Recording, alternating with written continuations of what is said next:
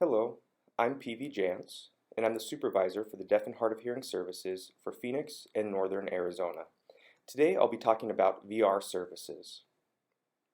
VR is a part of the Rehab Services Administration, or RSA, and when I say VR, I mean Vocational Rehabilitation Services. The mission at VR is to help individuals with disabilities find and maintain employment.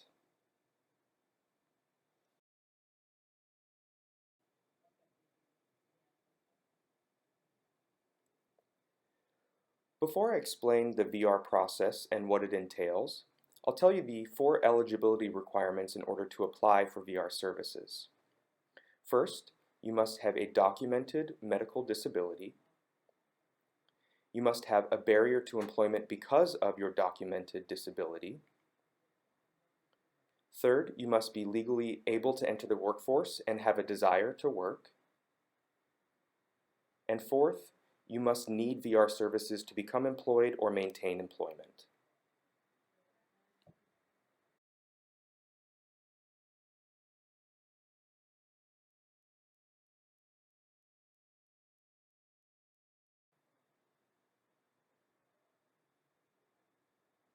The first step in the VR process is reaching out to your local office.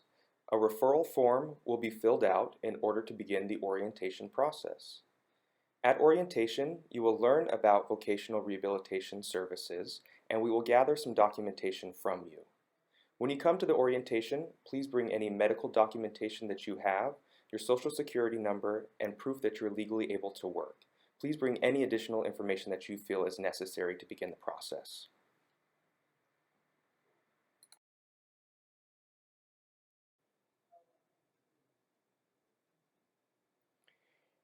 After orientation, you'll schedule a meeting with a counselor for an intake. The purpose of the intake is to gather information about your background, your employment, your work history, your education, your upbringing, and your disability. This information helps the counselor figure out how VR can help you prepare for employment. At that intake, you will sign a VR application, and the application is what begins the formal process for eligibility determination.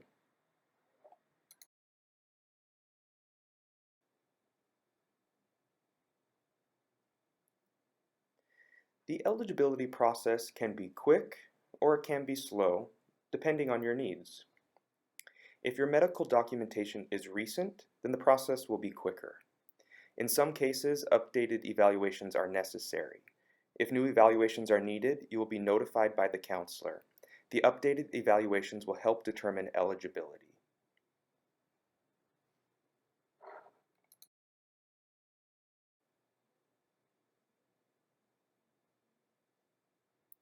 If you are determined eligible for VR services, you will then work on developing your employment plan. This is called the Individualized Plan for Employment, or IPE. The IPE requires an employment goal, and once an employment goal is identified, then we will identify all the services needed in order to achieve that goal. Without a goal, we cannot create a plan. So it's important that you think about what your career goal is and communicate that with your VR counselor. Some individuals may require career exploration or other services, such as a labor market survey to see if there are actually jobs available in that field. And you'll also have to do some research to see what's required for a certain job. There may be a certain skill set, training, or degree that's required, perhaps even a mentorship in order to begin a position.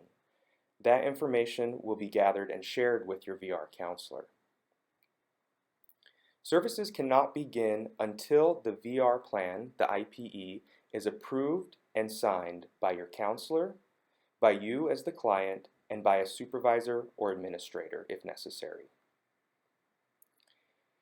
Until the plan is signed, you cannot receive services, so it's important that you stay in contact with your counselor and develop the plan quickly. Once the plan is signed and approved, then services can begin.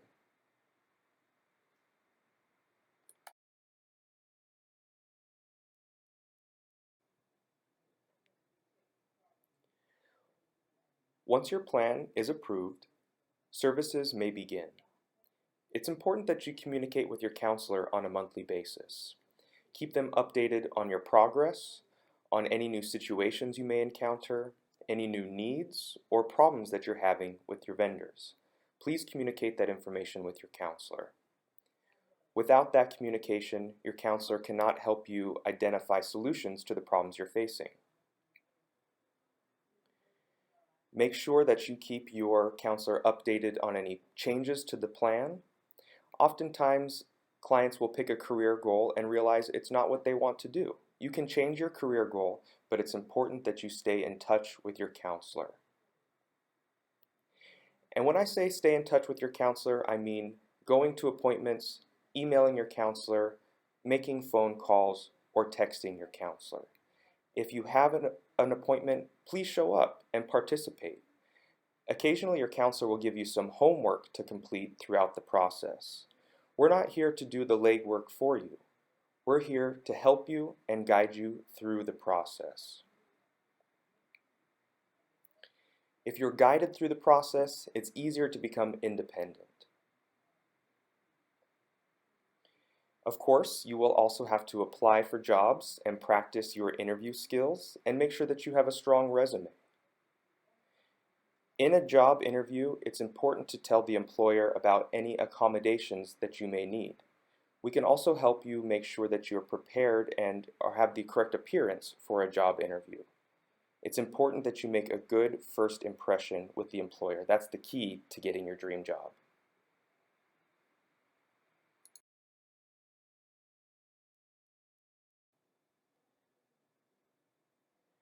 Now, doing all this work is not the end goal. The end goal is becoming employed, and that's when we consider a case successful. Notify your counselor that you got a job and we will celebrate with you. You will start earning money, be independent, and financially successful.